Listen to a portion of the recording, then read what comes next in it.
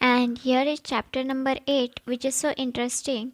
So, in this chapter, we are going to see first, importance of human birth, second, Sai Baba begging food, third, Baizabai's service, fourth, Sai Baba's dormitory, fifth, his affection for Kushal Chand. As hinted in the last chapter, Hemad Pant now explains at length in his preliminary remark to importance of human birth and then proceeds to relate how Sai Baba baked his food, how Baizabai served him, and how he slept in the masjid with Tata Kote Patil and Marsapati, and how he loved Kushal Chand of Rahata. Let's begin with the first point, that is first story of this chapter, importance of human birth. In this wonderful universe, God has created millions, that is 84 lakhs according to Hindu Shastra's calculation, of creatures, that is including gods, demigods, insects, beasts and men, inhabiting heaven, hell, earth, ocean, sky and other intermediate regions. Of these, those creatures or souls whose merits preponderate go to heaven and live there till they enjoy the fruit of their actions, and when this is done, they are cast down to the earth. While those souls whose sins or demerits preponderate go down to the hell and suffer the consequences of their misdeeds for as long as they deserve it. When their merits and demerits balance each other, they are born on earth as human beings and are given a chance to work out their salvation. Ultimately, when their merits and demerits both are worked out completely, they get their deliverance and become free. That is death. To put the matter in a nutshell, souls get their birth or transmigration according to their deeds and evolvement. Another point is special value of the human body. As we all know, four things are common to all the creatures, that is food, sleep, fear and sexual union. In the case of man, he is endowed with a special faculty, that is knowledge, with the help of which he can attain God vision, which is impossible in any other species. It is for this reason that gods envy the human species and aspire to be born as men on earth so as to get their final deliverance. Some says that there is nothing worse than the human body, which is full of filth, mucus, phlegm and dirt, and which is subject to decay, disease and death. This is true to a certain extent, but in spite of these drawbacks and defects, the special value of the human body is that man has got the capacity to acquire knowledge. It is only due to the human body or on account of it that one can think of the perishable and transitory nature of the body itself and of the world, and have aversion for sense enjoyments, and can discriminate between the unreal and the real, and thus attain God vision. So, if we reject or neglect the body because it is filthy, we lose the chance of God vision, and if we indulge it and run after sense enjoyments because it is precious, we go to hell. The proper course, therefore, for us to pursue is the following: that the body should neither be neglected nor fondled, but should be properly cared for, just as a traveller on a horseback takes care of his horse on the way till he reaches his destination and returns home. Thus, the body should ever be used or engaged to attain God vision or self-realization, which is the supreme end of life.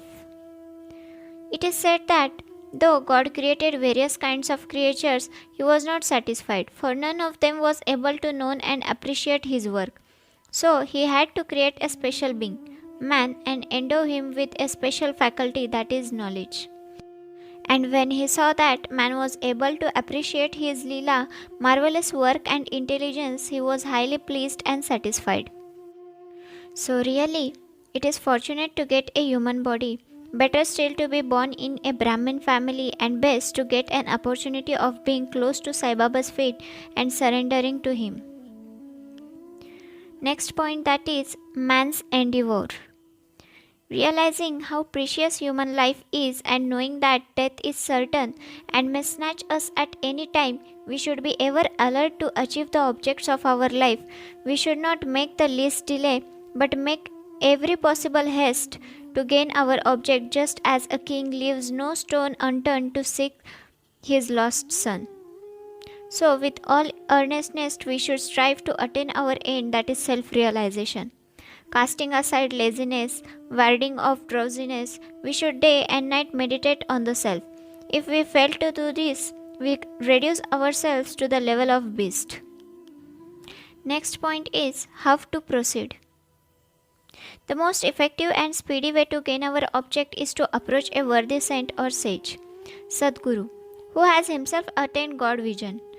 What cannot be achieved by hearing religious discourses and study of religious texts is easily obtained in the company of such worthy souls. Just as the sun only gives light which all the stars put together cannot do, so the Sadguru alone imparts spiritual wisdom which all the sacred books and sermons cannot do. These movements and simple talks give us silent advice.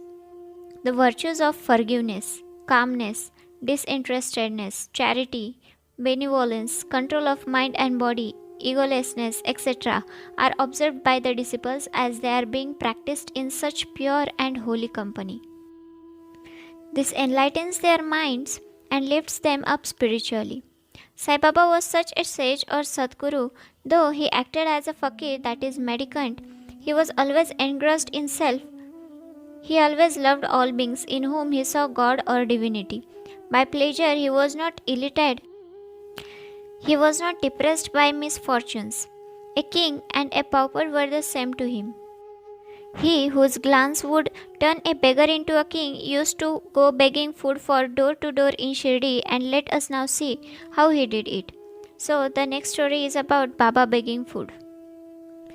Blessed are the people of Shirdi in front of whose houses Baba stood as a beggar and called out, "Oh my, give me a piece of bread," and spread out his hand to receive the same. In one hand he carried a tamrel, that is tin pot, and in the other a jholi or chaupadri, that is a rectangular piece of cloth. He visited certain houses daily.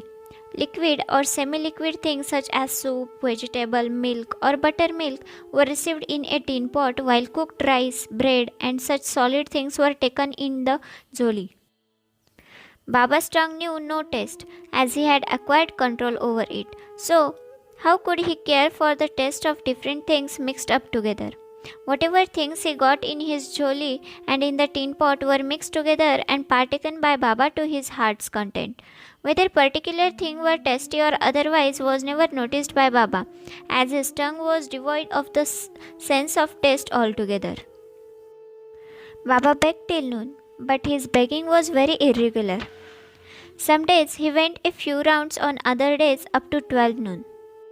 The food thus collected was kept in a kundi, that is earthen pot. Dogs, cat and crows freely ate from it, and Baba never drove them away.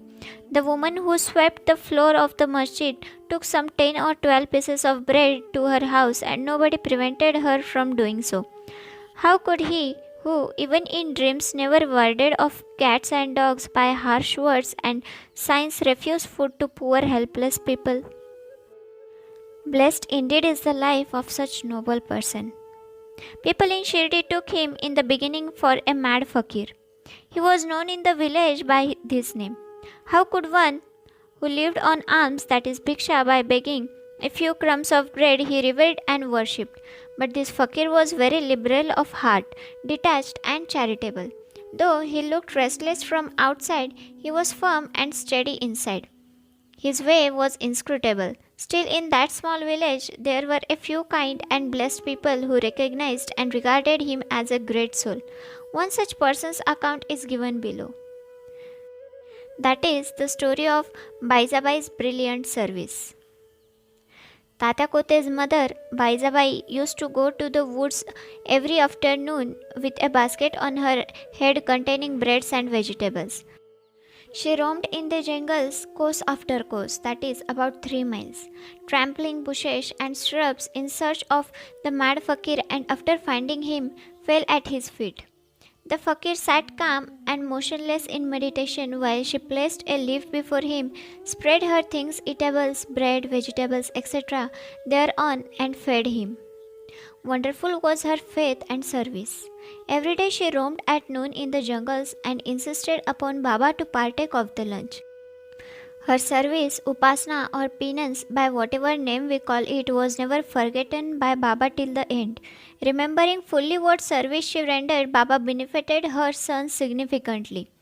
Both the son and the mother had great faith in Fakir, who was their god. Baba often said to him that Fakiri, that is medicacy, is real. Lordship, that is riches, is transient. After some years, Baba stopped going into the woods and began to live in the village and take his food in the masjid. Thus, Baizabai's trouble of roaming in the jungles ended. And now next story is Dormitory of Trio. Ever blessed are the saints in whose heart Lord Vasudeva dwells, and fortunate indeed are the devotees who get the benefit of the company of such saints. Two such fortunate fellows, that is, Tata Kote Patil and Bhagat Malsapati, equally shared the company of Sai Baba. Baba also loved them both. These three persons slept in the masjid with their heads towards the east, west, and north, and with their feet touching one another's at the center. After spreading their beds, they lay on them chit-chatting and gossiping till late at night. If any one of them showed any signs of sleep, others would wake up him. For instances, if Tata began to snore, Baba at once got up and shook him from side to side and pressed his head. If it was Malsapati, he pulled his clothes, stroked his legs and patted his back.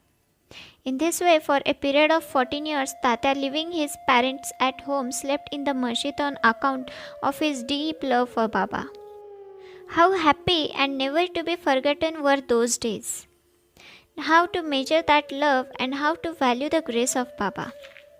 After passing away of his father, Tata took charge of the household affairs and began to sleep at home.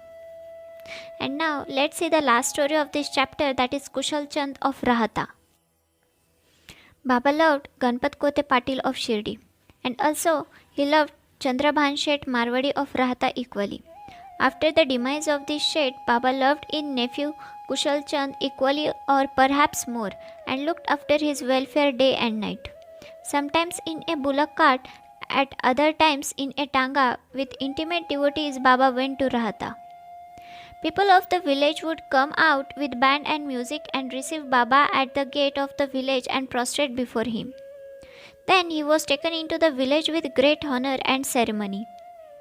Kushal Chand took Baba to his house, seated him on a comfortable seat and gave him a good meal.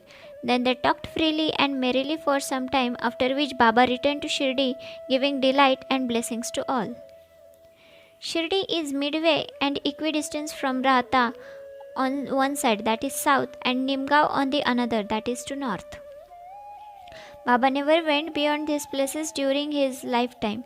He never saw any train nor travelled by it. Still he knew exactly the timings of arrivals and departures of all the trains. Devotees who acted according to Baba's instruction given at the time of taking his leave fared well, while those who disregarded them suffered many a mishap and accident. More about this and other matters will be told in the next chapter. And by this way, with wonderful stories, we are done with this chapter. Both to Sri Sai and peace to be all. Here is the chapter 9. In this chapter, we are going to see first effect of compliance and non-compliance with Baba's order at the time of taking leave. Second, a few instances. Third, mendicancy and its necessity. Fourth, devotees, that is Tarkat family's experiences. Fifth, that is Baba fed sumptuously. At the end of the chapter, it was briefly stated that the bhaktas who obeyed Baba's order at the time of taking leave fared well, and those who disobeyed them suffered many a mishap.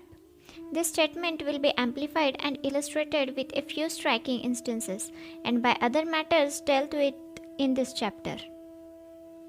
First point is about characteristics of Shirdi pilgrimage. One special peculiarity of Shirdi pilgrimage was that none could leave Shirdi without Baba's permission, and if he did, he invited troubles, but if anyone was asked to quit Shirdi, he could stay no longer. Baba gave certain suggestions or hints when devotees went to bid goodbye and take leave. These suggestions had to be followed. If they were not followed or were departed from, accidents were sure to befall them. The writer has given below a few instances. So let's see the instance of Tata Kote Patil. Tata Kote was once going in a tanga to Kopargaon Bazar. He came in haste to the masjid, saluted Baba and said that he would go to Kopargaon Bazar. Baba said, "Don't make haste, stop a little. Forget the bazaar, don't go out of the village." On seeing his anxiousness to go, Baba asked him to take Shama, that is Madhavrao Deshpande, with him. Not minding this direction, Tata Kote immediately drove off his tanga. Of the two horses, one, which cost rupees 300, was very active and restless. After passing Saulivir, it began to run harshly, got a sprain in its waist and fell down. Tata was not much hurt but was reminded of Mother's Sai's direction. On another occasion, while proceeding to Kolar village, he disregarded Baba's direction and drove in a tanga which met with a similar accident. Next instance is about European gentleman. The European gentleman of Mumbai once came to Shirdi with an introductory note from Nanasaheb Chandorkar and with some object in view. He was comfortably accommodated in a tent.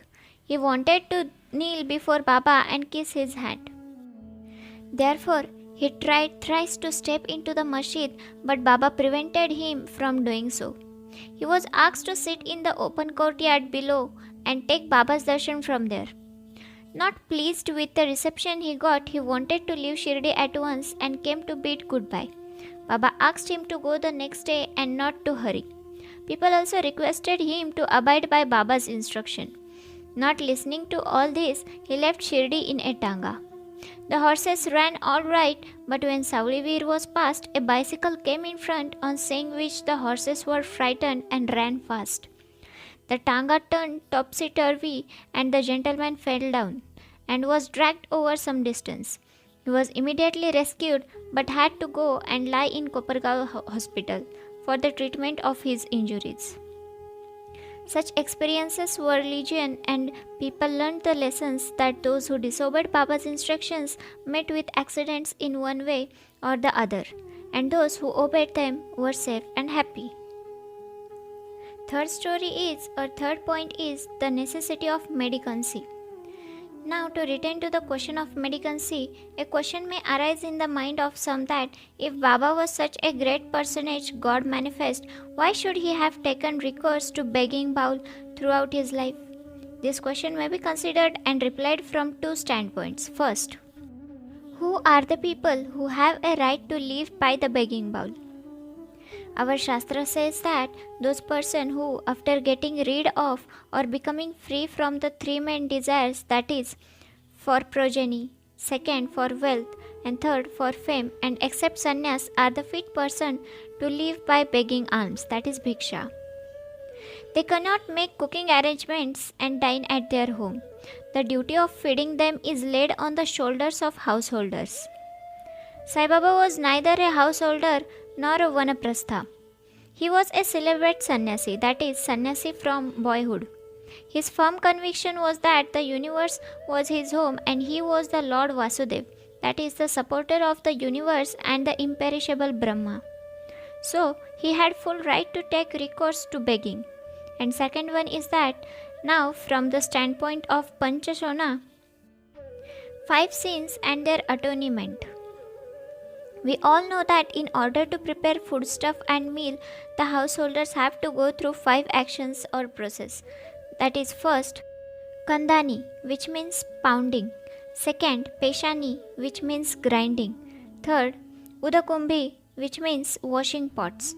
Fourth, Marjani, which means sweeping and cleaning. Fifth, Chuli, which means lightening hearts. This process involved destruction of a lot of small insects and creatures, and thus the householders incur sin, that is pap. In order to atone for his sins, our Shastras prescribe 6 kinds of sacrifices, that is, first, Brahma Yajna. Second, Vedadhyayan, which means offerings to Brahman or the study of the Vedas. Third, Pitri Yajna, which means offerings to the ancestors. Fourth, Devayagnya, which means offerings to the gods. Fifth, Bhutayagnya, which means offerings to the beings. And sixth, Manushya Atithi Yagnya, which means offerings to men or uninvited guests. If these sacrifices enjoined by the Shastras are duly performed, the purification of their mind is effected, and this helps them to get knowledge and self realization. Baba, in going from house to house, reminded the inmates of their sacred duty. And fortunate were the people who got the lesson at their homes from Baba. And now let's see the devotees' experiences. Now to return to the other more interesting subject, Lord Krishna has said in the Bhagavad Gita, "Whosoever devoutly offers to me a leaf, a flower or a fruit or water, of that pure-hearted man I accept that pure offerings."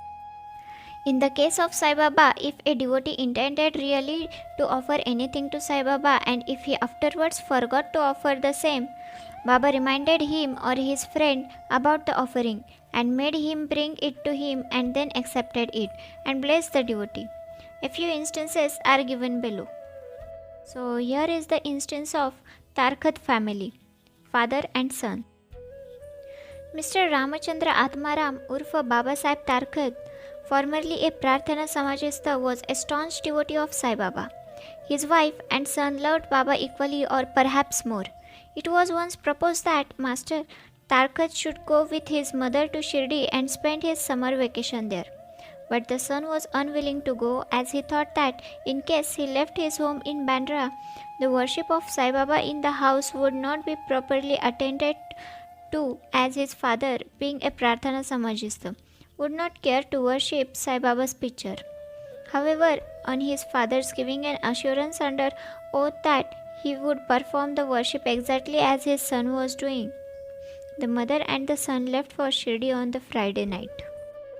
The next day, that is Saturday, Mr. Tarkat got up early, took his bath, and before proceeding with the puja, prostrated himself before the shrine and said, "Baba, I am going to perform the puja exactly as my son has been doing, but please let it not be a formal drill."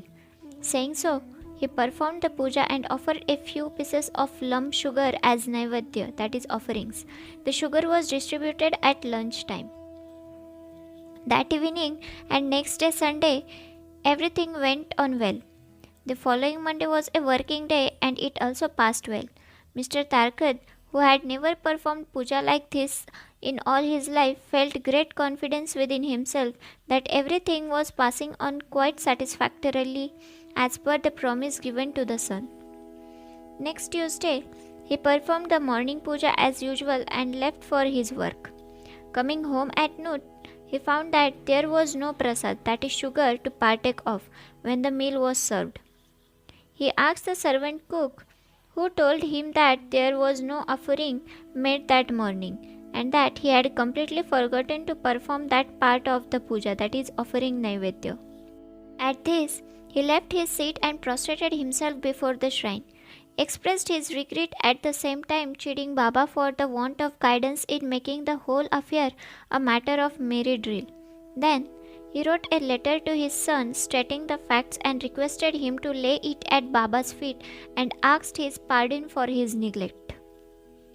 This happened in Bandra at about Tuesday noon. At about the same time, when the noon aarti was about to commence in Shirdi, Baba said to Mrs. Tarkat, "Mother, I had been to your house in Bandra with a view to have something to eat. I found the door locked. I somehow got an entry and found to my regret that Bhau, Mr. Tarkat, had left nothing to eat for me. So I have returned with my hunger unappeased." The lady did not understand this, but the son, who was close by, understood the whole thing, that there was something wrong with the puja in Bandra, and he therefore requested Baba to permit him to go home. Baba refused this, but allowed him to perform puja there. Then the son wrote a letter to his father stating all that took place at Shirdi and implored his father not to neglect the puja at home. Both these letters crossed each other and were delivered to the respective parties the next day. Wow, is this not wonderful? And now let's see the next, that is the instance of Mrs. Tarkat. Let us now take up the case of Mrs. Tarkat herself. She offered three things, that is bharit, second kacharya, and third peda. Let us see how Baba accepted this.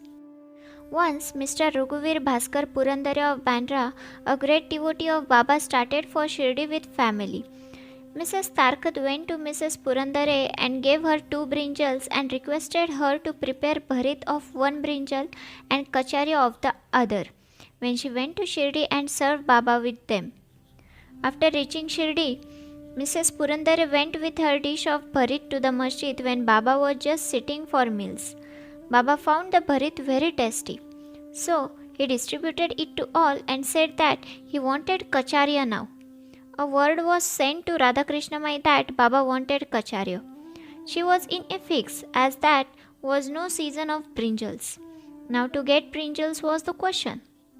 When an inquiry was made as to who brought the bharit, it was found that Mrs. Purandare was entrusted with the duty of serving kacharya. Everybody then came to know the significance of Baba's inquiry regarding kacharya and was wonderstruck at Baba's all-pervasive knowledge. In December 1915, one Govinda Balaram Mankar wanted to go to Shirdi to perform the obsequies of his father. Before he left, he came to see Mr. Tarkat, and Mrs. Tarkat wanted to send something with him to Baba. She searched the whole house but found nothing except a peda, which had already been offered as naivedya. The boy Govind was in mourning.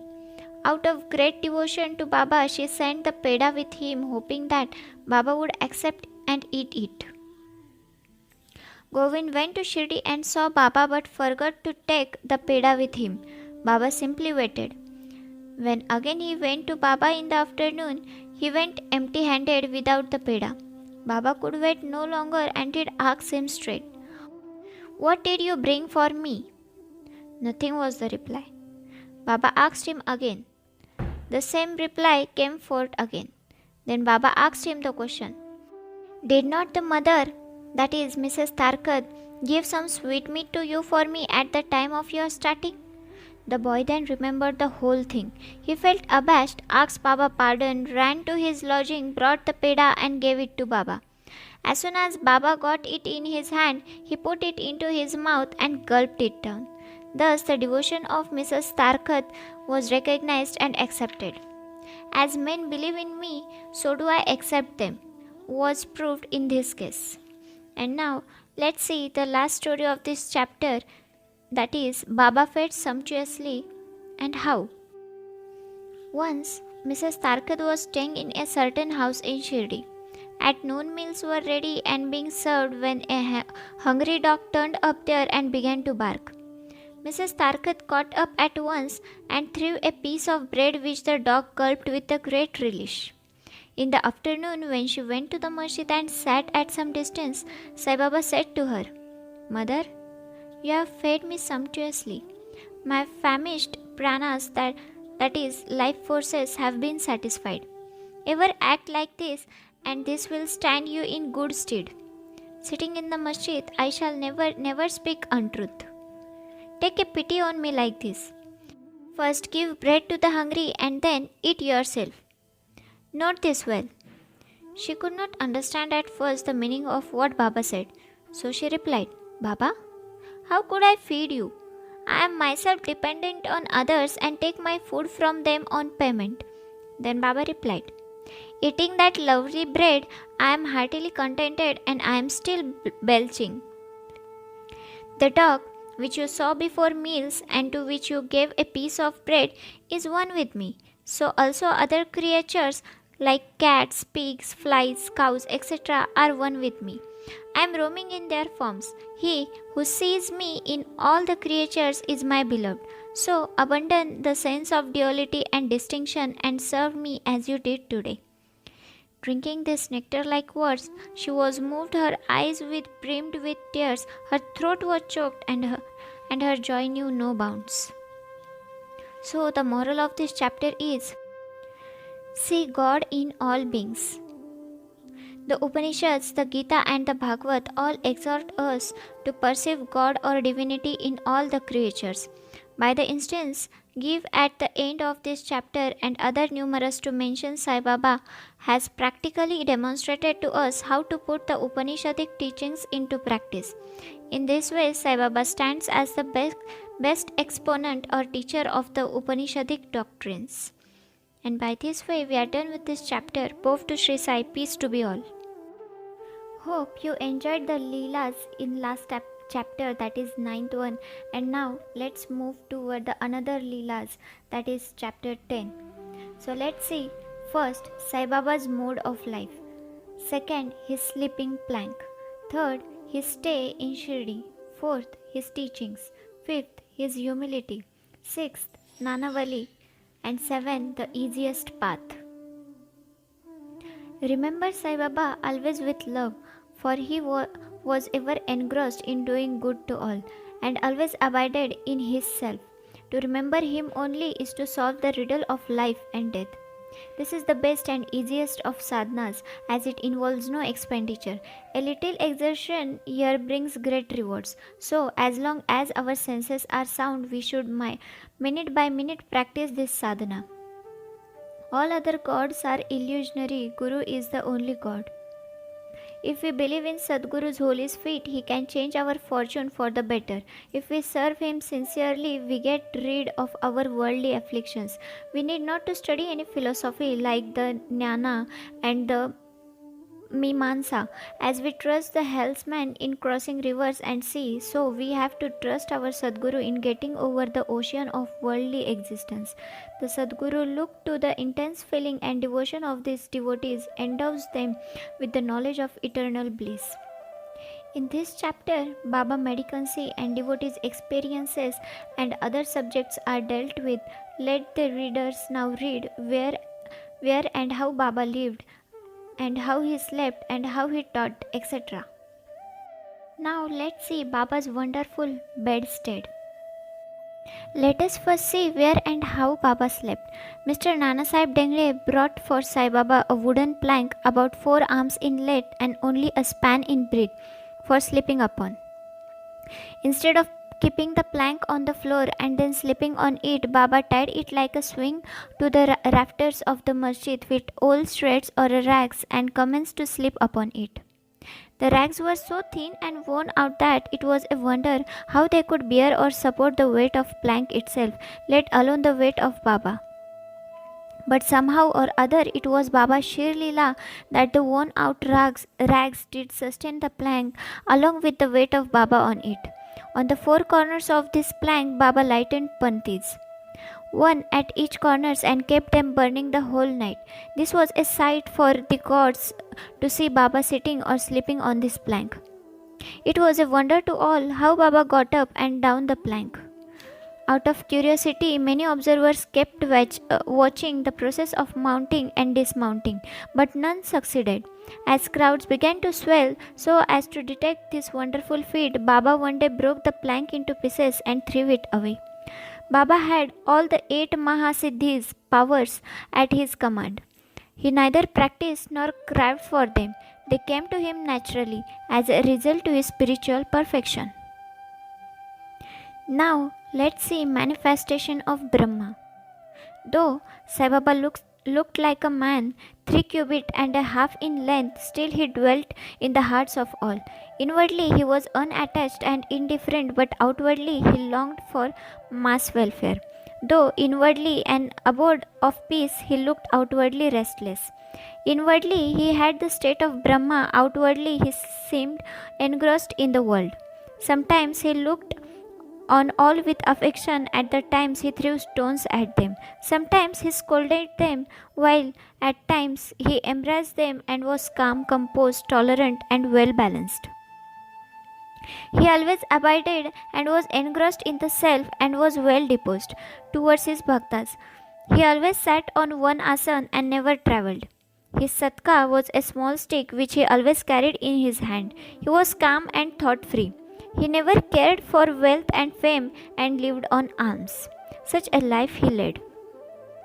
He always uttered, Allah Malik, God is the real owner. Entire and unbroken was his love for the bhaktas. He was the mine or storehouse for self knowledge and full of divine bliss. Such was the divine form of Sai Baba, boundless, endless, and undifferentiated. One principle which envelops the whole universe, that is, from a stone to Brahma, incarnated in Sai Baba. The real meritorious and fortunate people got this treasure grove in their hand, while those people who, not knowing the real worth of Sai Baba, took him to be a merry human being, were indeed unfortunate. And now let's see his stay in Shirdi and probable birth date. None knew or knows the parents and the exact date of birth of Sai Baba, but it can be approximately determined by his stay in Shirdi. Baba first came to Shirdi when he was a young lad of 16 and stayed there for 3 years. Then, all of a sudden, he disappeared for some time. After some time, he reappeared in the Nizam state near Aurangabad and again came to Shirdi with the marriage party of Chand Patil when he was about 20 years old. Thence, he stayed in Shirdi for an unbroken period of 60 years, after which Baba took his Mahasamadhi in the year 1918. From this, we can say that the year of Baba's birth is approximately 1838 AD. And now, let's see Baba's mission and advice. Santa Ramdas, birth year 1608 up to 1681. Flourished in the 17th century and fulfilled to a great extent his mission of protecting cows and Brahmins against the Yavanas, that is, Mohammedans. But within 2 centuries after him, the split between the two communities, that is, Hindus and Mohammedans, widened up and Sai Baba came to bridge that gulf. This constant advice to all was to this effect: Ram and Rahim were one and the same. There was not the slightest difference between them, then why should their devotees fall out and quarrel among themselves? You ignorant folk, join hands and bring both the communities together, act sanely, and thus you will gain your object of national unity. This is not good to dispute and argue, so don't argue, don't emulate others. Always consider your interest and welfare. The Lord will protect you. Yoga, sacrifice, penance, and knowledge are the means to attain God. If you do not succeed in this by any means, in vain is your birth. If anyone does any evil unto you, do not retaliate. If you can do anything, do some good unto others. This, in short, was Sai Baba's advice to all, and this will stand us in good stead both in material and spiritual matters. Now let's see Sai Baba as Sadguru. There are many so-called gurus who go about from house to house with cymbals and veena in their hands and make a show of their spirituality. They blow mantras into the ears of their disciples and extract money from them. They profess to teach pity and religion to their disciples, but they are themselves impious and irreligious. Sai Baba never thought of making the least show of his worth, that is pity. He had no body consciousness, but he had great love for his disciples. There are two kinds of gurus, that is niyat and second aniyat. The latter by their advice develop the good qualities in us, purify our heart and set us on the path of salvation. But contact with the former dispels our sense of dualities and establishes us in unity by making us realize thou art that. There are various gurus imparting to us various kind of worldly knowledge, but he who fixes us in our nature and carries us beyond the ocean of worldly existence is the Sadguru. Sai Baba was such a Sadguru, his greatness is indescribable. If anyone went to take his darshan, he, without being asked, would give every detail of his past, present, and future. He saw divinity in all beings. Friends and foes were alike to him. Disinterested and balanced, he obliged the evildoers as well as the pious. He was the same in prosperity and adversity. No doubt ever touched him. Though he acted through the body, he was not in the least attached to his body or house. Though he looked embodied, he was really unembodied, that is, free from gross existence. Blessed are the people of Shirdi who worshipped Sai as their god. While eating, drinking, working in their backyard and fields, and doing various household works, they always remembered Sai and sang his glory. They knew no other god except Sai. What to speak of the sweetness of the love of the women of Shirdi? They were quite ignorant, but their pure love inspired them to compose poems or songs in their simple rustic language. Letters of learning they had none, still one can discern real poetry in their simple songs. It is not intelligence but love that inspires real poetry as such. Real poetry is the manifestation of true love, and this can be seen and appreciated by intelligent listeners. Collection of this folk song and desirable, and by Baba's wish some fortunate devotee may undertake the task of compiling and publishing these folk songs, either in the Sai Leela magazine or separately in a book. And now let's see the Baba's humility. Lord or Bhagwan is said to have 6 qualities, that is fame, wealth, non-attachment, knowledge, grandeur and liberality. Baba had all this in him. He incarnated in flesh for the sake of bhaktas. Wonderful was his grace and kindness, for he drew the devotees to him, or how else could one have known him? For the sake of his bhakta, Baba spoke such words the goddesses of speech could not utter. Here is a specimen. Baba spoke very humbly as follows. Slave of slaves, I am your debtor. I am satisfied at your darshan. It is a great favor that I saw your feet. I am an insect in your excreta, and I consider myself blessed therapy. What humility is this? Though outwardly Baba seemed to enjoy sense object, he had not the least flavor in them, nor even the consciousness of enjoying them. Though he ate, he had no taste, and though he saw, he never felt any interest in what he saw. Regarding passion, he was a perfect and celibate as Hanuman. He was not attached to anything. He was pure consciousness, the resting place of desire, anger, envy, and other feelings. In short, he was disinterested, free, and perfect.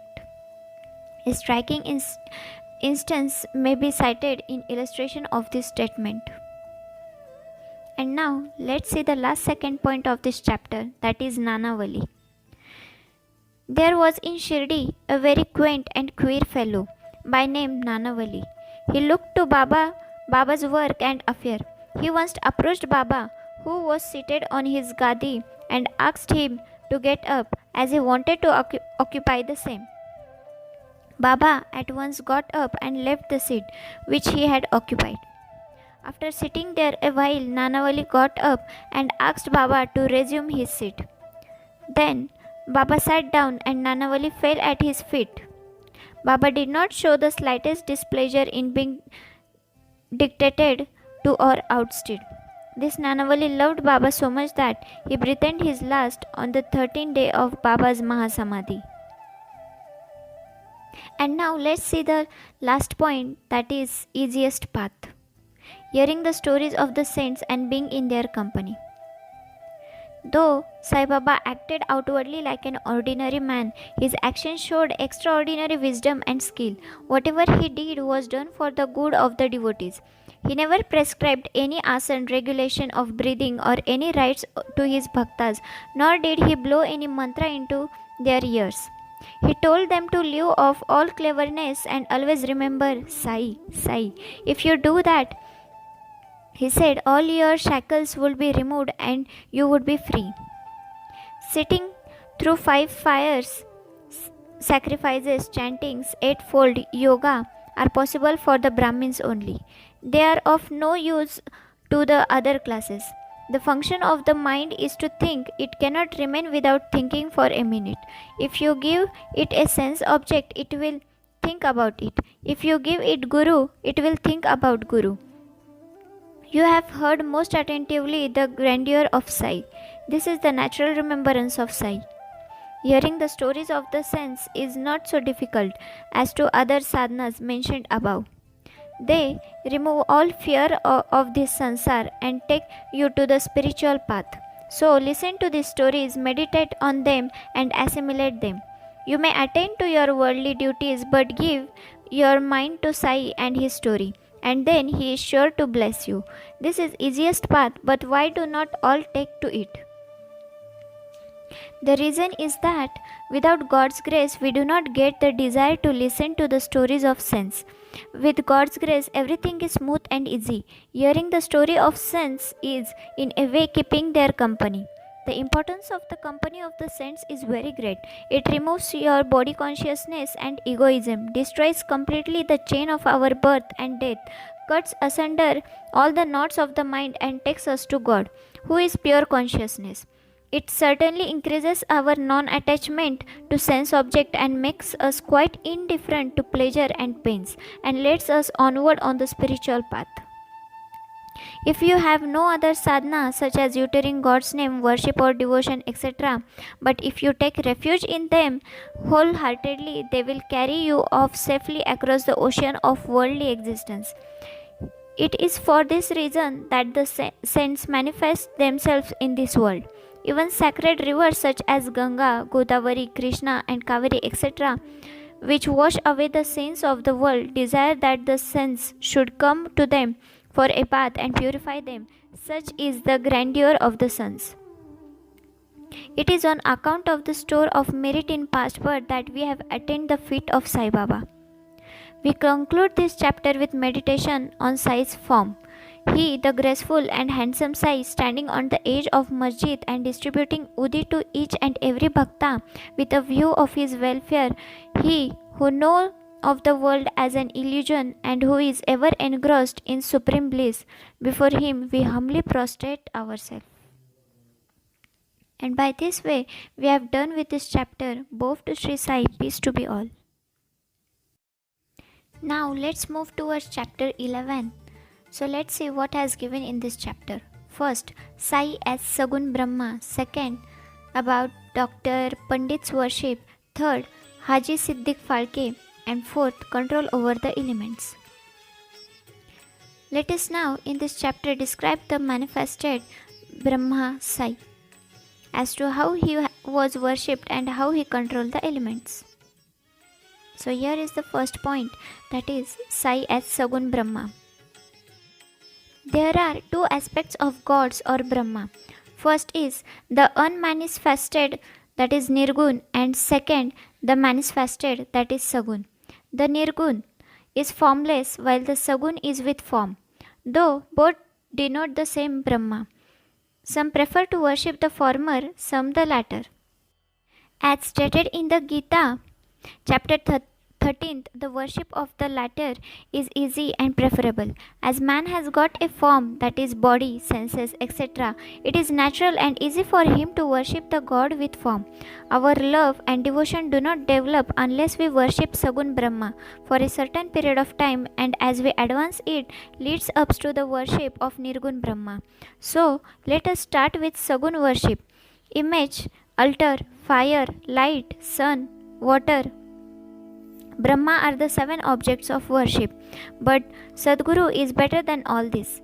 Let us, on this occasion, bring to our mind the form of Sai, who was non-attached incarnate, and who was a resting place for his devotees. Our faith in his words is as asan, and our sankalpa is the abandonment to all our desires. Some say that Sai was a Bhagavad Bhakta. Others says that he was a Mahabhagavad, but to us he is a God incarnate. He was ever forgiving, never irritable, straight, soft, tolerant, and content beyond comparison. Though he looked embodied, he was really disembodied, emotionless, unattached, and internally free. The Ganges on its way to the sea cools and refreshes the creatures affected with heat, gives life to the crop and trees, and quenches on the thirst of many. Similarly, saints like Sai, while they live their own, give solace and comfort to all. Lord Krishna has said that the saint is my soul, my living image.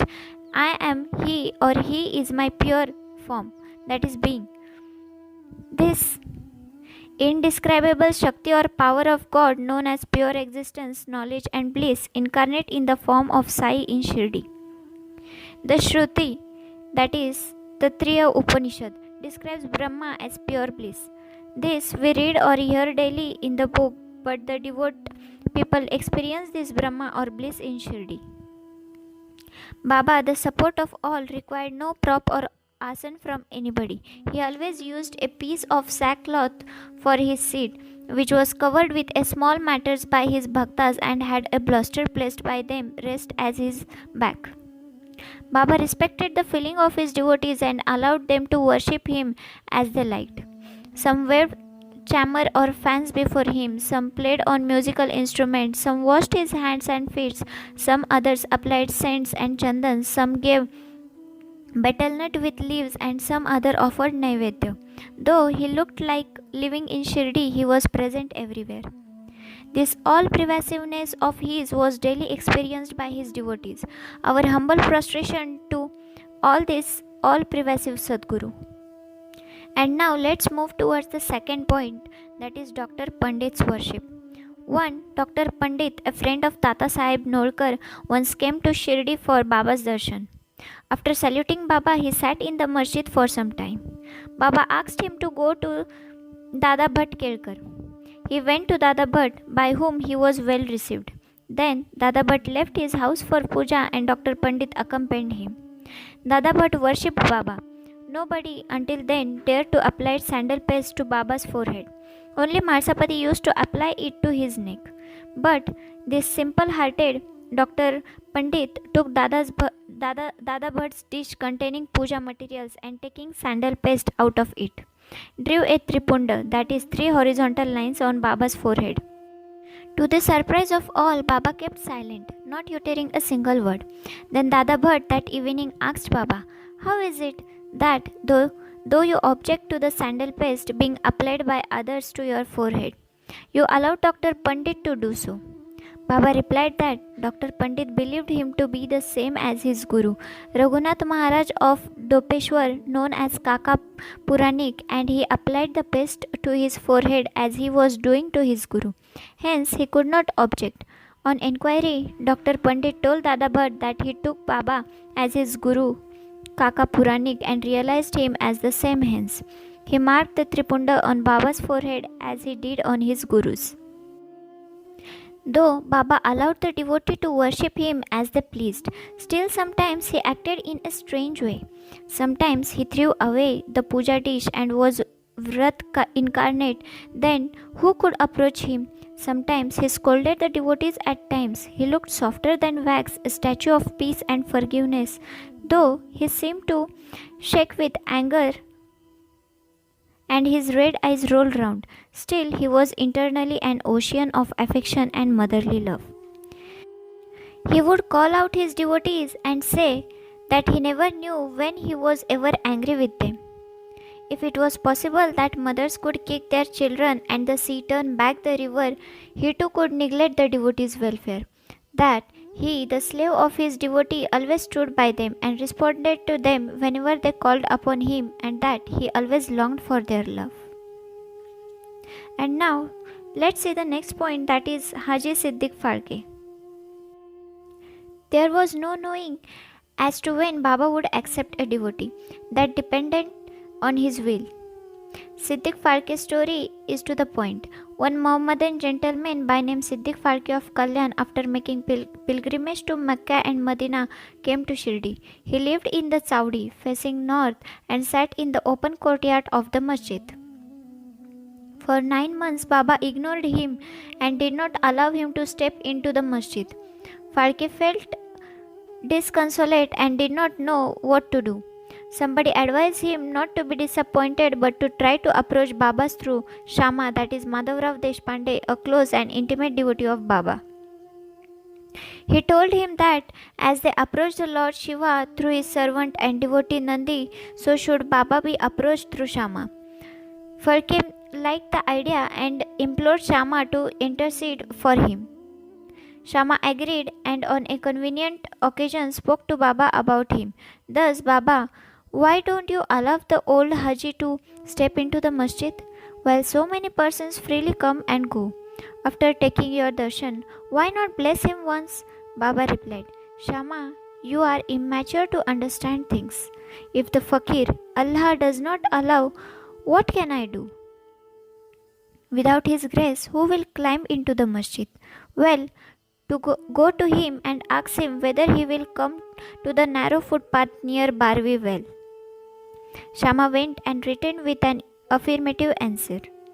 Again Baba said to Shama, ask him whether he is willing to pay me the sum of rupees 40,000 in 4 installments.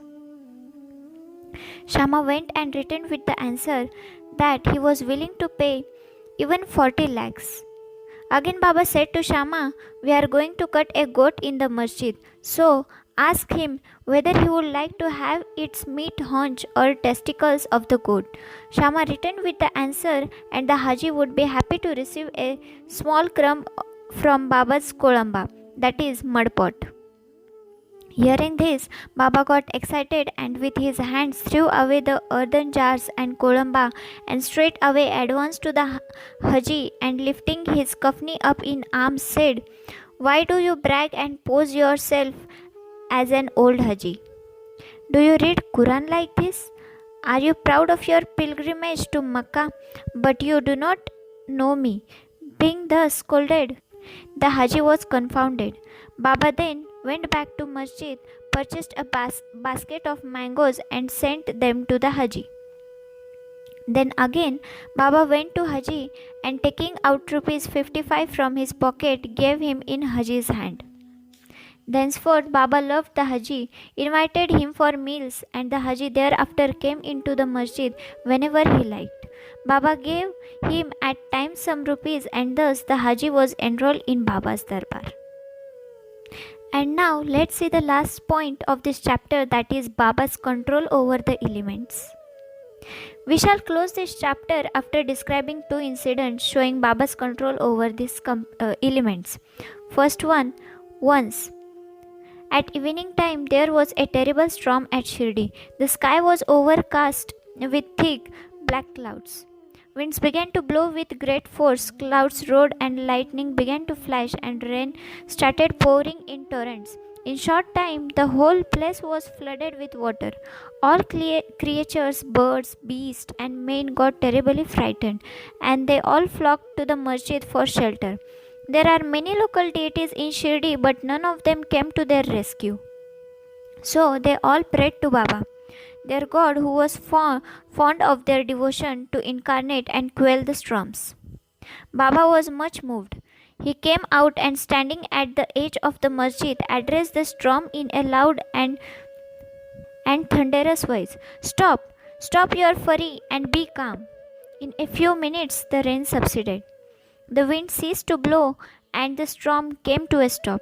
Then the moon rose in the sky and people went back home well pleased. Now the second incident. On another occasion at noon, the fire in the dhuni began to burn brightly. Its flame was seen to be reaching the rafters above. The people who were sitting in the masjid did not know what to do. They dared not to ask Baba to pour water or do anything to quench the flames. But Baba soon came to realize what was happening. He took up his satka, that is short stick, and dashed it against a pillar in front, saying, "Get down, be calm." At each stroke of the satka, the flames began to slow down, and in few minutes the dhuni became calm and normal. This is our Sai, an incarnation of God. He will bless any man who will prostrate and surrender himself to him. He who will read the stories of this chapter daily with faith and devotion will soon be free from all calamities, not only this but always attached and devoted to Sai. He will get very soon God vision. All his desires will be fulfilled and being ultimately desireless, he will attain the Supreme. Amen. And by this way we have done with this chapter. Both to Sri Sai and peace to be all. Now let's see chapter 12. In this chapter there are Sai Leelas, experiences of first Kaka Mahajani, second Dhumal Pleader, third Mrs. Nimonkar, and fourth Mule Shastri, and fifth a doctor. Now let us see in this chapter how devotees were received and treated by Baba. Sense mission. We have seen before that the purpose or object of divine incarnation is to protect the good and destroy the wicked. But the mission of the saints is quite different. To them, the good and the wicked are the same. First, they draw the evildoers and set them on the right path. They are the Agasti to destroy the Bhavasagar, the ocean of worldly existence, or the sun to destroy the darkness of ignorance. The God dwells in the suns. In fact, they are not different from him. Our Sai is one of these, who incarnated for the welfare of the devotees. Supreme in knowledge and surrounded with divine aura, he loved all beings equally. He was unattached. Foes and friends, kings and paupers, all were same to him. Hear his Leelas. For the sake of devotees, he gave his stock of merits and was ever alert to help them. But the devotees could never approach him unless he meant to receive them. If their appointed time did not come, they did not remember Baba and his Leela could not reach his ears. Then, how could they think of seeing Baba? Some men desired to see Sai Baba, but they did not get any opportunity of taking his darshan till his Mahasamadhi. There are many such persons whose desires for Baba's darshan was not thus satisfied. If these persons believing in him listen to his Leela, their quest for darshan will be to a great extent satisfied by the Leelas. Even if some persons went there by sheer luck and took Baba's darshan, were they able to stay there longer? No. Nobody could go there of his own accord and nobody could stay there longer if Baba did not wish so. They could stay there so long as Baba permitted them to stay and had to leave the place when asked to do so by him so. Everything dependent on Baba's divine will. And now let's move towards the experiences. First, of Kaka Mahajani. Once, Kaka Mahajani went to Shirdi from Mumbai.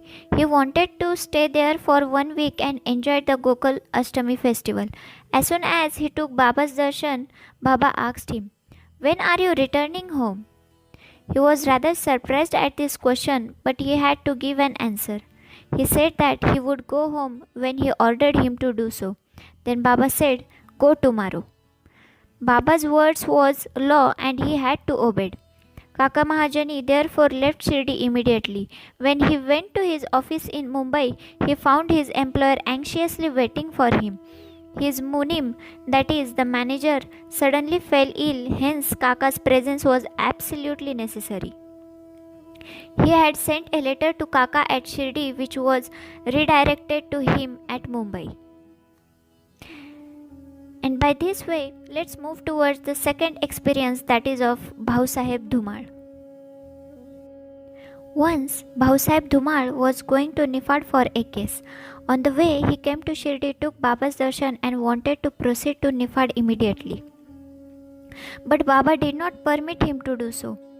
He made him stay at Shirdi for a week or more. In the meanwhile, the magistrate at Nifad suffered intensely from pain in his abdomen and the case was adjourned. Mr. Dhumal was then allowed to go and attend to his case. It went on for some months and was tried by 4 magistrates. Ultimately, Mr. Dhumal won the case and his client was acquitted. And the third experience is of Mrs. Nimonkar. Mr. Nana Sahib Nimonkar, Watandar of Nimon and honorary magistrate, was staying at Shirdi with his wife. Mr. and Mrs. Nimonkar were spending most of their time in the masjid with Baba and serving him. It so happened that their son fell ill at Belapur and the mother decided with Baba's consent to go to Belapur and see her son and other relatives and stay there for few days. But Mr. Nana Sahib asked her to return the next day.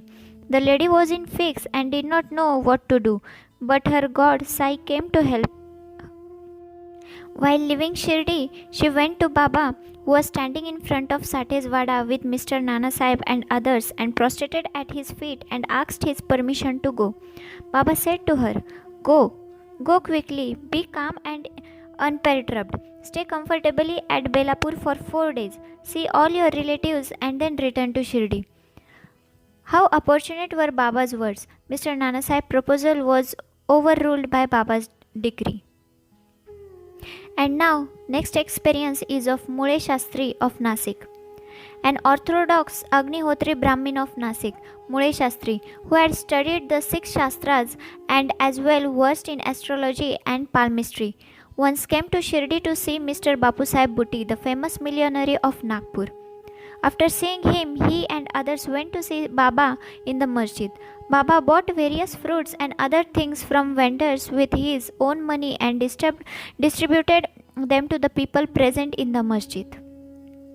Baba used to press the mango on all sides so skillfully that when Baba sucked it, he got all the pulp at once in his mouth and could throw away the seed. Plantains were peeled off by Baba and the pulp was distributed to the devotees, while the skins were retained by Baba for himself. Mule Shastri, as a palmist, wanted to examine Baba's palm and asked him to extend his palm. Baba ignored his request and gave 4 plantains to him. Then they all returned to Wada and Mule Shastri bathed, wore fresh clothes and started his routine duties, that is, Agnihotri, etc.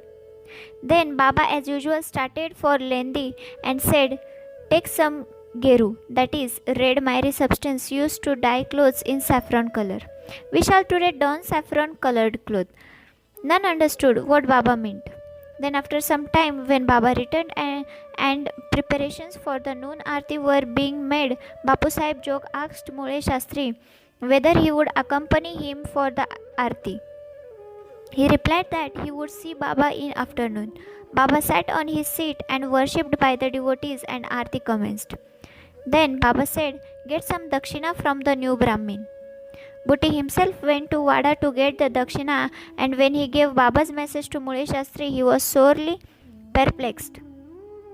He thought that in his mind thus, "I am a pure Agnihotri Brahmin. Why should I pay dakshina? Baba may be a great saint.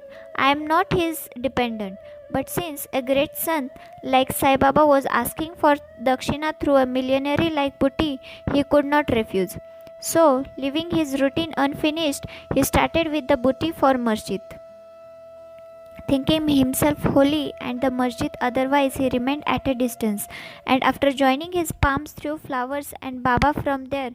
Then, all of a sudden, he saw not Baba but his late Guru, Golap Swami there. He was wonderstruck. Could this be a dream? No, it was not, as he was wide awake, but how could his late Guru Golap be there? He was speechless for some time. He pinched himself and thought again, but could not reconcile to the fact of his late Guru Golap being in the masjid.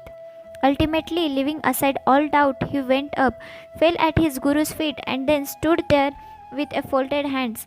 Other people sang Baba's Aarti while Mule Shastri chanted loudly his Guru's name. Then, casting off all pride of caste and sacredness, he fell at his Guru's feet and closed his eyes. When he got up and opened his eyes, he saw Baba asking for dakshina. Seeing Baba's blissful form and his inconceivable power, Mule Shastri forgot himself. He was extremely pleased. His eyes were full of tears of joy. He again saluted Baba and gave the dakshina. He said that his doubt was removed and he saw his own Guru. On seeing this wonderful Leela of Baba, all the people, including Mule Shastri, were much moved and they realized the meaning of Baba's word, being Geru.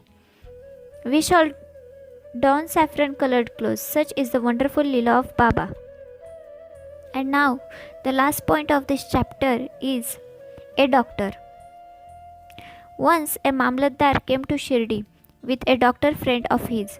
The doctor said that his deity was Ram and that he would not bow before a Mohammedan, and so he was unwilling to go to Shirdi. The Mamlatdar replied that nobody would press him to bow down, so he should come and give the pleasure of his company. Accordingly, they reached Shirdi and went to the masjid for Baba's darshan. All were wonderstruck to see the doctor going ahead and saluting Baba.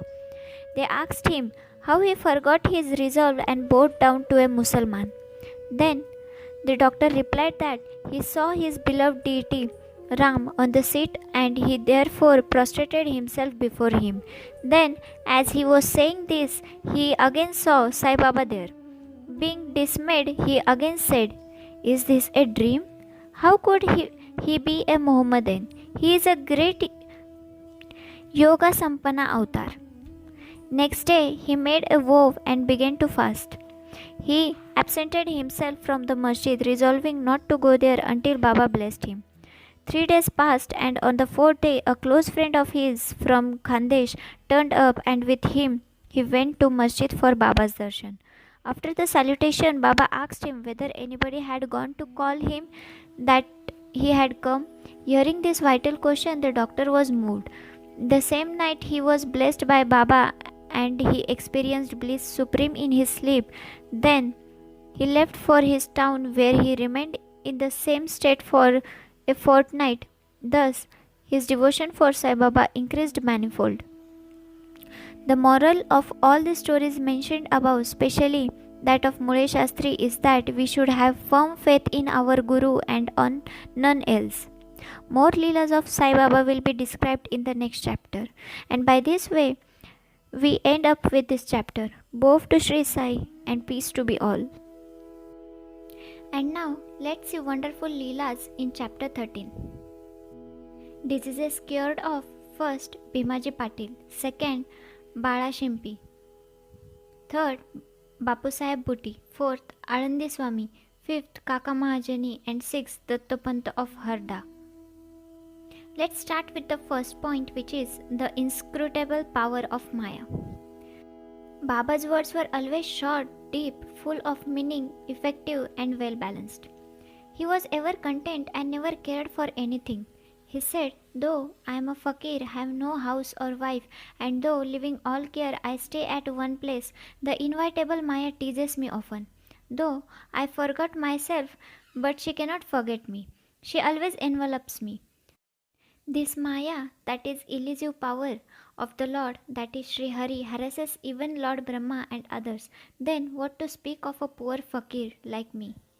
Those who take refuge in God will be free from her clutches with His grace." In such terms, Baba spoke about the power of Maya. Lord Sri Krishna has said to Uddhava in the Bhagavad that the saints are his living forms, and see what Baba has said for the welfare of the devotees. "Those who are fortunate and whose demerits have vanished, take to my worship.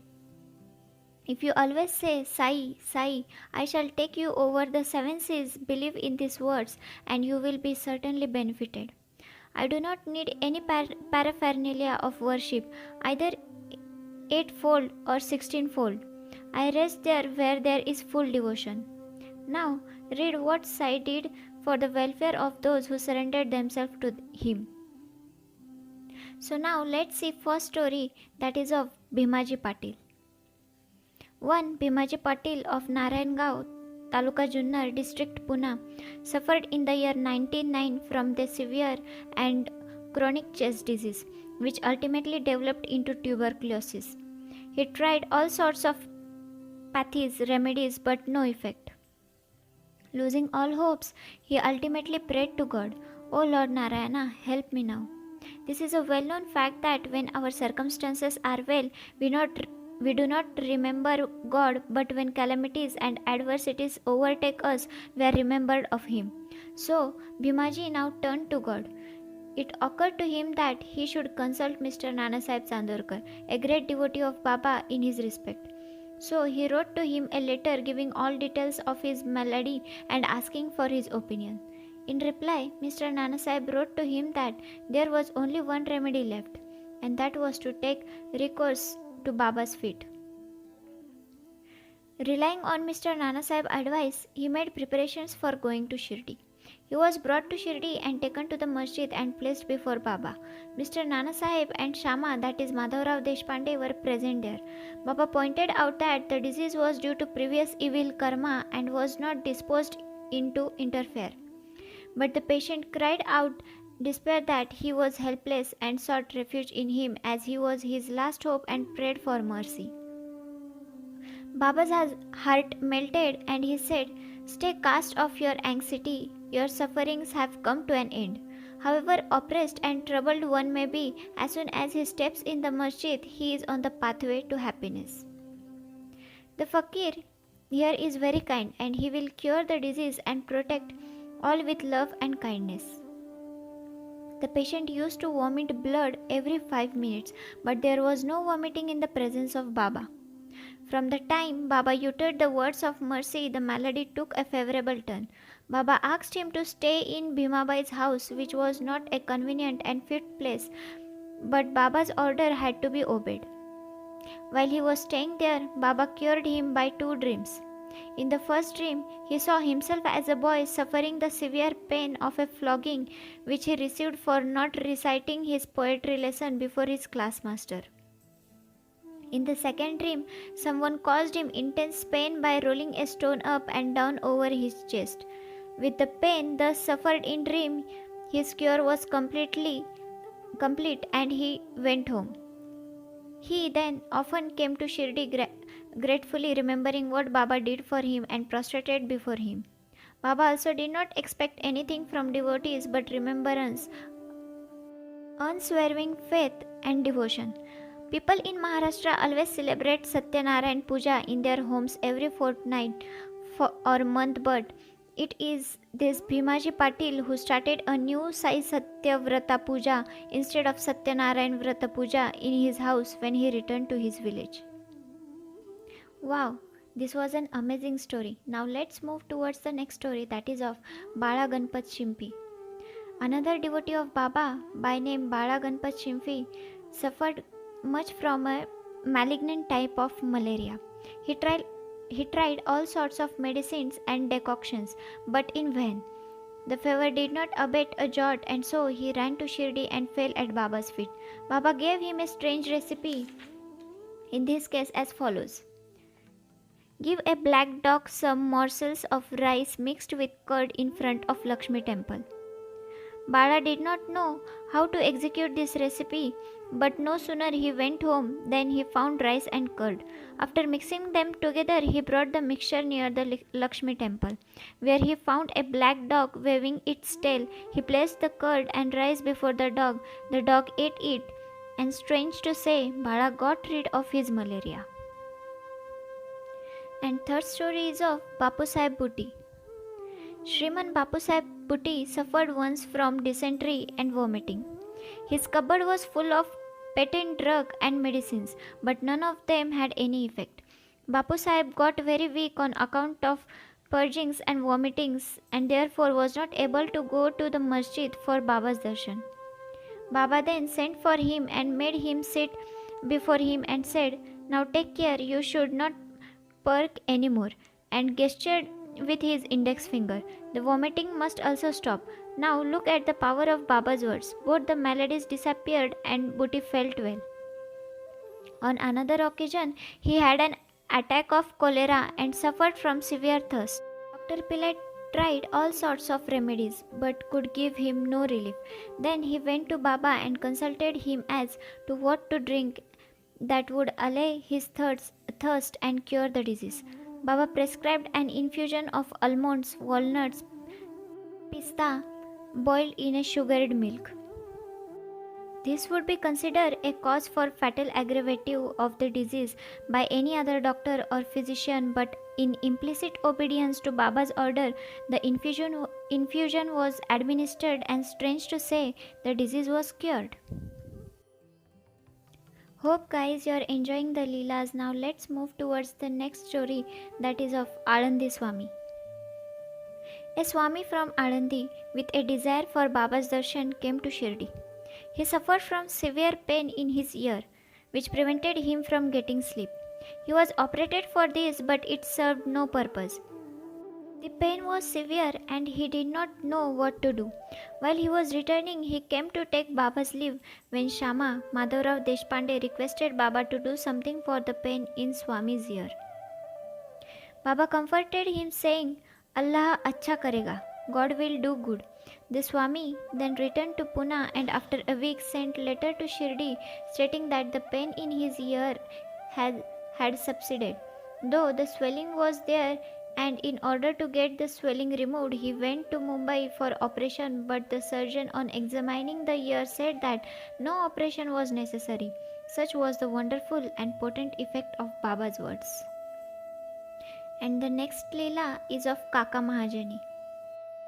Another devotee named Kaka Mahajani suffered once from diarrhea.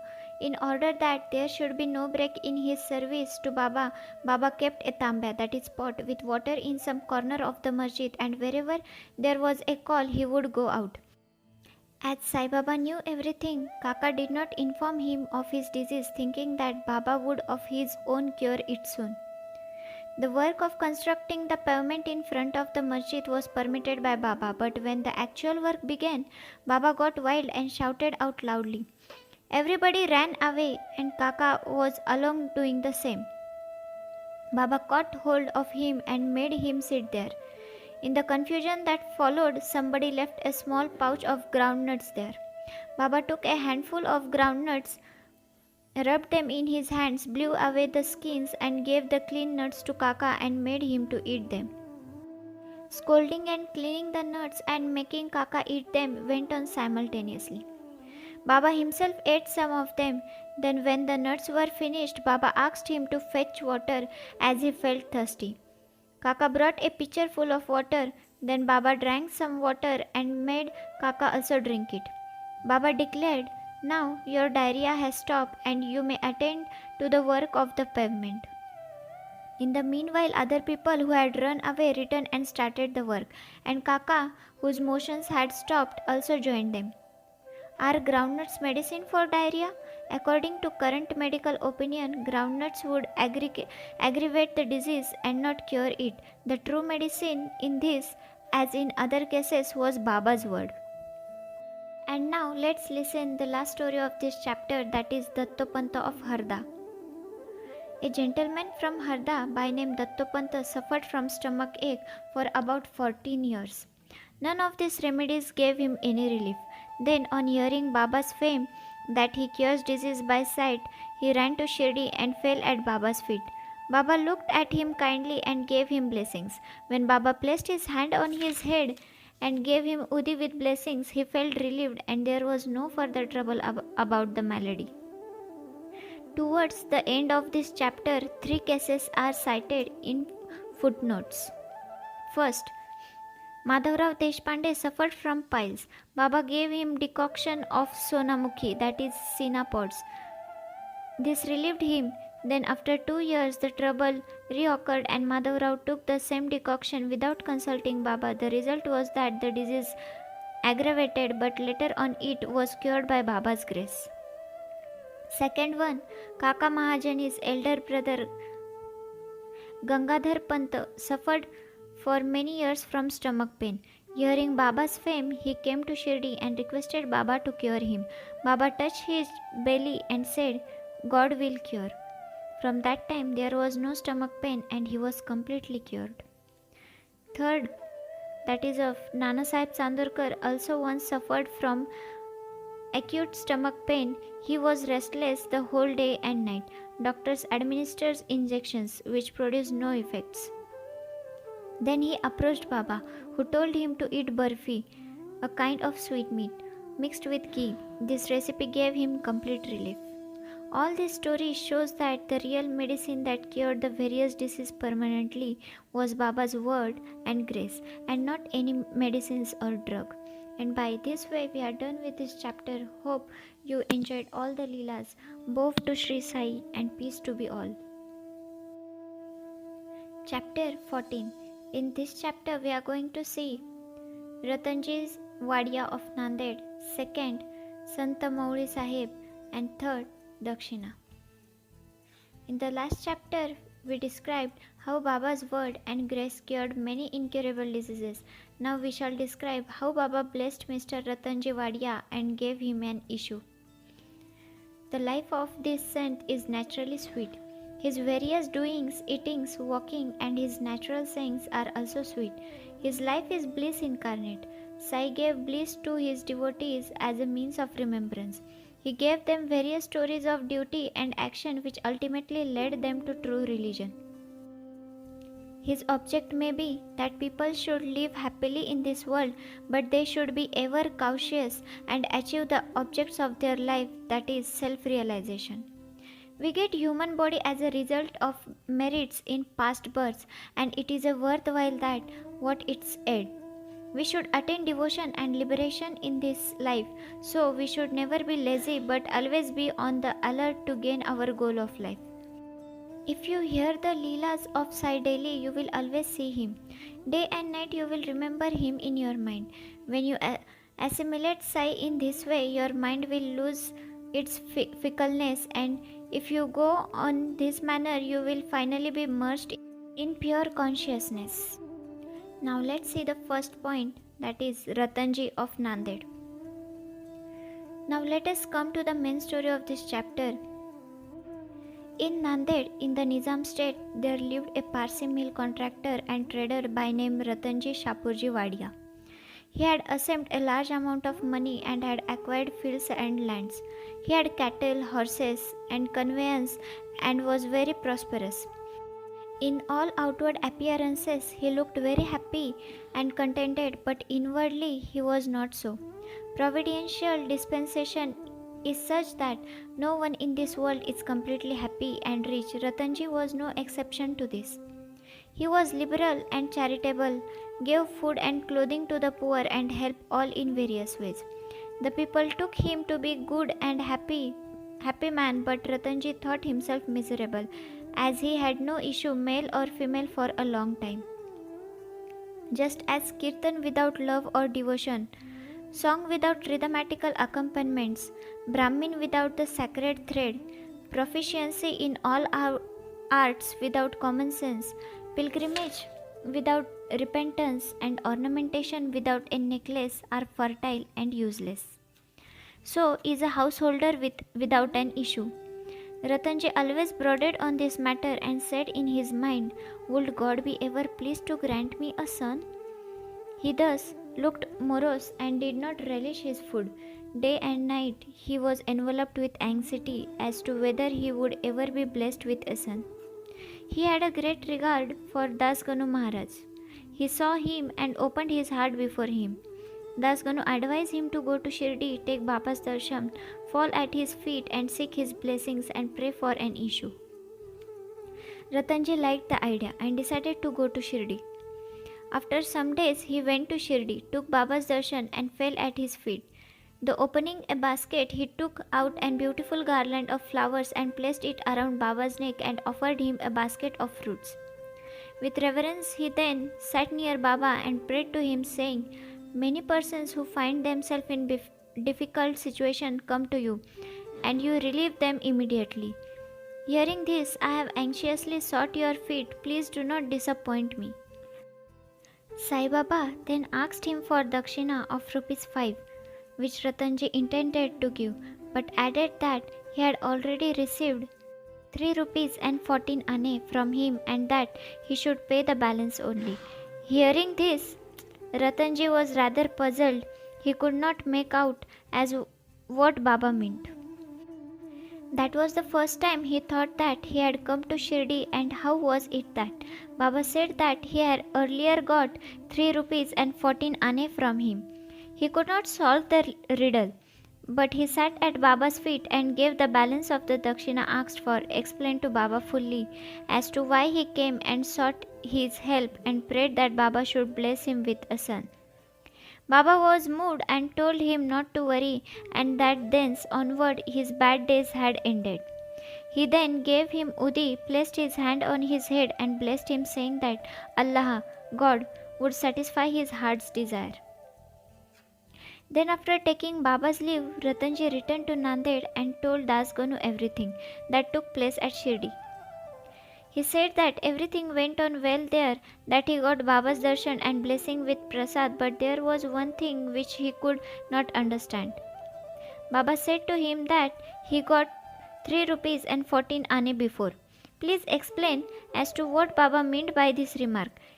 He said to Das Ganu, "I never went to Shirdi before, and how could I give him the sum to which Baba referred?" To Das Ganu too, it was a puzzle, and he thought that much over it for a long time. Sometime afterwards, it struck him that Ratanji had received some days ago a Mohammedan saint by named Mauri Sahib in his house and had spent some money for his reception. This Mauri Sahib was a well-known saint of Nanded and worked as a porter. When Ratanji decided to go to Shirdi, this Mauri Sahib turned up at Ratanji's house. Ratanji knew him and loved him, so he gave a small party in his honor. Das Ganu got from Ratanji the memo of expenses of this reception, and everybody was wonderstruck to see that the expenses amounted to exactly, that is, 3 rupees and 14 anne, nothing more, nothing less. They all came to know that Baba was omniscient, that though he lived in Shirdi, he knew what happened outside, far away from Shirdi. In fact, he knew the past, present, and future and could identify himself with anybody. In this particular instance, how could he know the reception given to Mauri Sahib and the amount spent therefore, unless he could identify himself with him and be one with him? Ratanji was satisfied with this explanation, and his faith in Baba was confirmed and increased. In due time he was blessed with a son, and his joy knew no bounds. It is said that he had in all a dozen issues, out of which only 4 survived. In a footnote towards the end of this chapter, it is stated that Baba told Rao Bahadur Hari Vinayak Sathe after the death of his first wife to remarry and that he would get a son. R.B. Sathe married second time. The first 2 issues by this wife were daughters, and he therefore felt very despondent, but the third issue was a son. Baba's word did come true and he was satisfied. And now let's see the last topic, that is Dakshina. Writer says, now we shall close this chapter with a few points about Dakshina. It is a well-known fact that Baba always asked for Dakshina from people who went to see him. Somebody may ask a question, if Baba was a fakir and perfectly non-attached, why should he ask for Dakshina and care for money? We shall consider this question broadly now. First, for a long time, Baba did not take anything. He stored burnt matches and filled his pocket with them. He never asked anybody for anything, whether he be a devotee or otherwise. If anybody placed before him a paisa or 2, he purchased oil or tobacco. He was fond of tobacco, for he always smoked a bidi or chilim. Then some persons thought that they should not go to Saint empty-handed and therefore placed some copper coins before Baba. If a paisa was placed before him, he used to pocket it. If it was a 2 paise coin, it was returned immediately. Then after Baba's fame had spread far and wide, people began to flock in numbers and Baba began to ask Dakshina from them.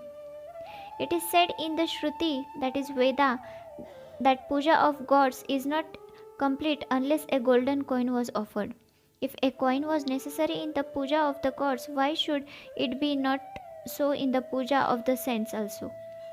Ultimately, the Shastras laid it down that when one goes to see God, king, sant or guru, he should not go empty-handed. He should offer something, preferably money. In this connection, we may notice the precepts recommended by the Upanishads. The Brihadaranyaka Upanishad says that the Lord Prajapati advised the gods, men and demons by the one letter, that is Da, Da. The god understood by this letter that they should practice Dhamma, that is self-control.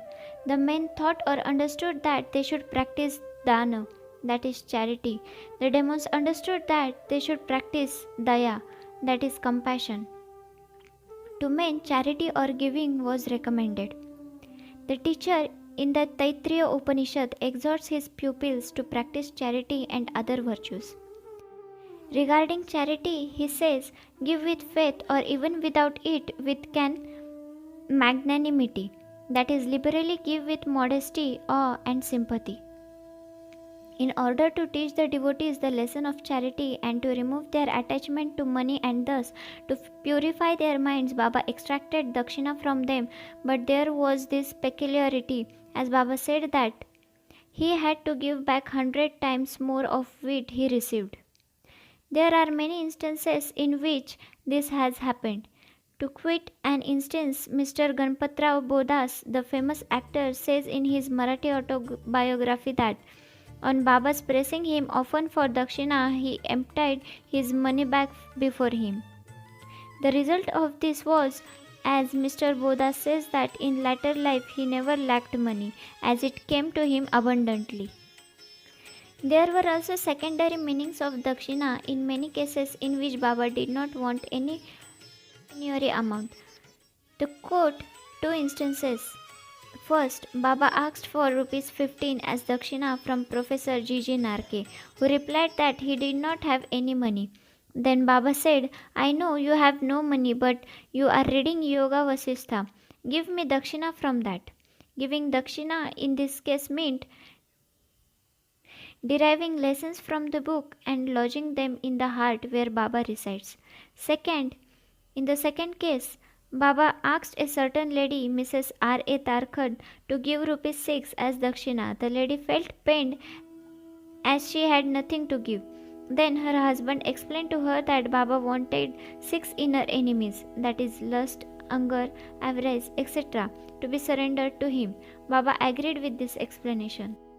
It is to be noted that though Baba collected a lot of money by dakshina, he would distribute the whole amount the same day and the next morning.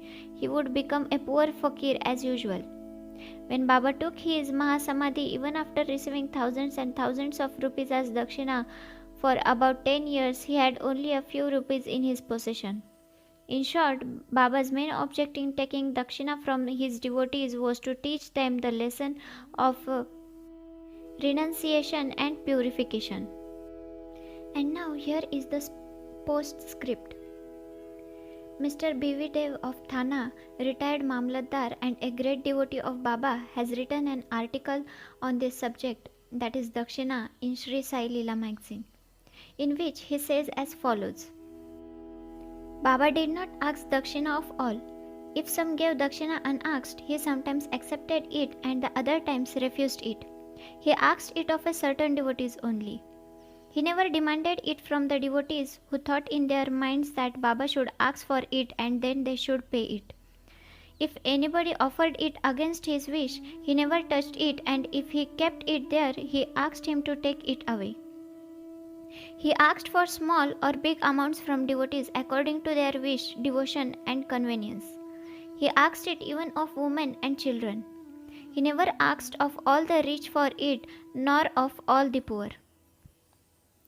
Baba never got angry with those of whom he asked dakshina and who did not give it.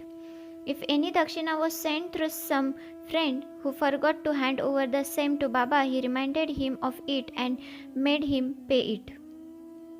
On some occasion, Baba used to return some sum from the amount tendered as dakshina and ask the donor to guard it or keep it in his shrine or worship. This procedure benefited the donor or devotee immensely. If anybody offered more than he originally intended to give, he returned the extra amount.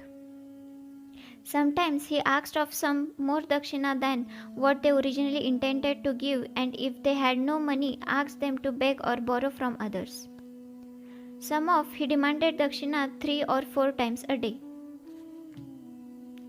Out of the amount collected as dakshina, Baba spent very little for his own sake, that is, for buying chillim and fuel for his duni, that is, sacred fire. And all the rest he distributed as charity in varying proportions to various persons. All the paraphernalia of the Shirdi Sansthan was brought by various rich devotees at the instances and suggestions of Radha Krishna Mai. Baba always used to get wild and scolded those who brought any costly and rich articles. He said to Mr. Nanasaheb Chandorkar that all his property consisted of 1 kupin, that is, cord piece, 1 stray piece of cloth, 1 kafni, and a tumbrel, that is, tin pot, and that all the people troubled him with bringing all these unnecessary costly articles. Woman and wealth are the two main obstacles in the way of our Paramartha, that is spiritual life, and Baba had provided in Shirdi 2 institutions, that is Dakshina and Radha Krishna Mai, for whenever they came to him, he demanded Dakshina from them and asked them to go to the school, that is Radha Krishna Mai's house. If they stood test well, that is, if they showed that they were free from attachment for woman and wealth, their progress in spiritual was rapid and assured by Baba's grace and blessings. Mr. Dev has also quoted passage from the Gita and Upanishads and shown that charity given in a holy place or to a holy personage conduces to the donor's welfare. What is more holy than Shirdi and its presiding deity? Sai Baba. And by this way we have ended with the chapter. Bow to Sri Sai. Peace to be all.